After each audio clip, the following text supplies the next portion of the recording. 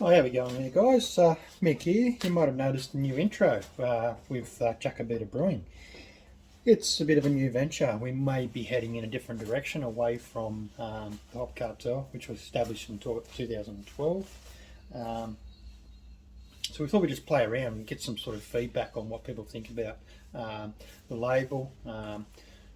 Bit of a strange intro, but anyway, that's just me. Um, this video is also about one of the recent small batches I put down, and it was a small batch where we used bourbon soaked oak staves, wood chunks. For those who are familiar with oak staves, um, raspberry licorice, cold brew coffee, lactose, and pretty much a pretty roasty grain bill. This one here is called the Maryland Mud. Because of the colour of it and where we are located, Maryland, Newcastle, New South Wales.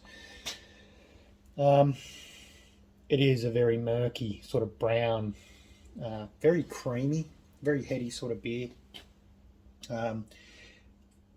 Fram Garden Clake yeast also used with this. We did control the temperature a little bit more with this one. We did keep it around that 25, 26 on the lower end.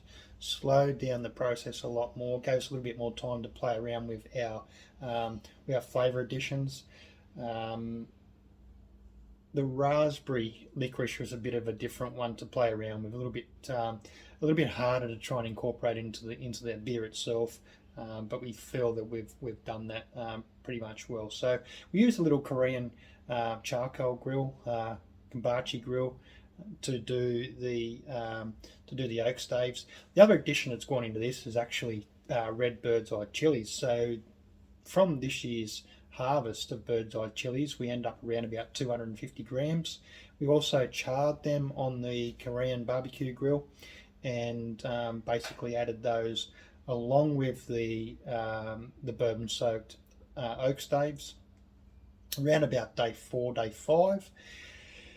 They did sit for a little while. They've actually gone into the keg. We transferred them out of the fermenter into the keg. I wasn't quite happy with the amount of heat I was getting from the chilies, mainly because we only charred those over some heat in a baking dish, and then because they're being so small, I didn't want to sit them straight on the grill. We just put them over the grill. So they is a dish that I use. It is an insert dish, so it does have quite small holes that are punched into it. So the charcoal and the heat, obviously, it came through there as well, and it did char quite well. 375 mils of bourbon. We soaked the staves in. We also then put around about 150 to 180 mils of the bourbon along with the staves into the mix, into the fermenter, and then we decanted the rest of that back to the bottle for a later project. So here we are, heavy roast malt bill. Willamette hops at the boiler addition, very minimal. 500 grams of lactose. We also use the 250 grams of bird's eye chilies, around about 6 or 7 oak stoves that have been soaked in the bourbon, and raspberry licorice.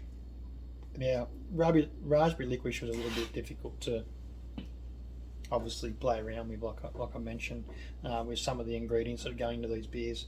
We got it in there. It is there. You can taste it, but the main thing of this is it has a little bit of stringency. I associate that with either the chilies and quite possibly the way some of the additions were handled and processed to go into the beer. Other than that, it's a screamer. It does probably next time round need a little bit more bourbon to try and cut through some of those other flavours to balance it out a bit more. That's something you probably play around with small amounts, mils at a time, into a glass, and just try and work out the equation that might work better with the next one. But anyway, this is what it is. Appearance, it is muddy, the Maryland mud. Bloody good head, it's very creamy. Aroma, picking up the raspberry, picking up the oak, the bourbon, slight vanilla. There's no heat there, there's nothing that I associate in the aroma with the beer actually having chilies in it, but that could be a whole lot different with the mouthfeel and the actual taste, and the sort of the processing of the senses. So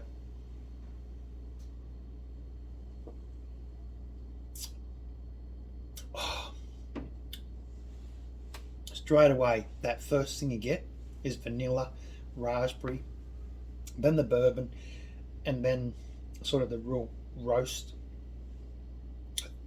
burn starts to come across the lips, hits you a little bit in the back of the throat. I associate that with the chilies and maybe the bourbon.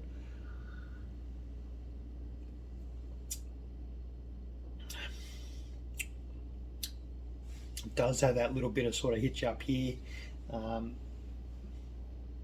which I associate with the Fram Garden clay yeast that may have had a little,